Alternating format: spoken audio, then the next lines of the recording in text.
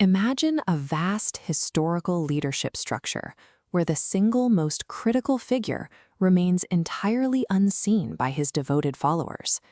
This lineage of prophets and successors terminates at a single final node, the Mahdi, the remnant of Allah.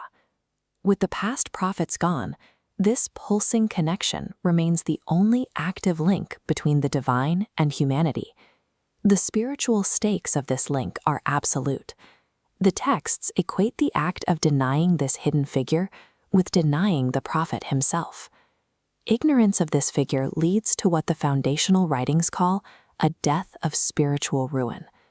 This creates a tension that defines the faith, the absolute requirement to recognize a figure whose very person is hidden from view.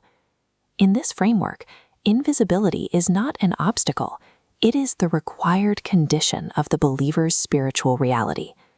The occultation is a divinely ordained period of absence, governed by specific laws rather than historical chance.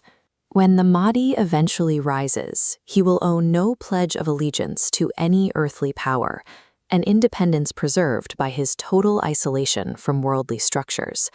This concealment is so thorough that even his true name remains locked in divine knowledge, hidden from everyone until the moment of his return.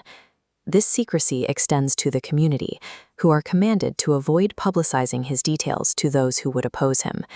This covenant of secrecy protects the Imam while ensuring he remains untainted by worldly political entanglement.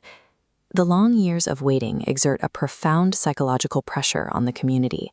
The texts describe followers wandering like cattle in search of a pasture that does not exist.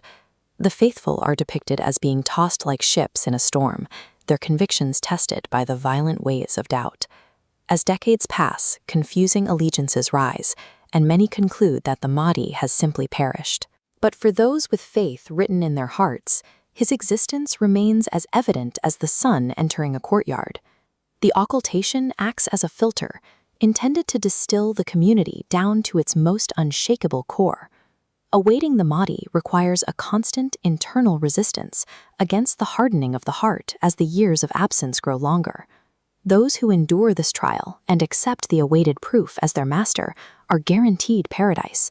The texts promise that those who remain steadfast will stand alongside the prophet, sharing his specific rank on the day of resurrection. The Mahdi serves as the exclusive intercessor, the central point of connection for his followers on the day of judgment. This intercession is a restricted mechanism, granted only to those whose faith has been validated by divine approval. The long trial of doubt on earth finds its resolution in this final cosmic elevation. The relationship with the hidden Imam is forged in the absence of sight, making the occultation the final measure of faith.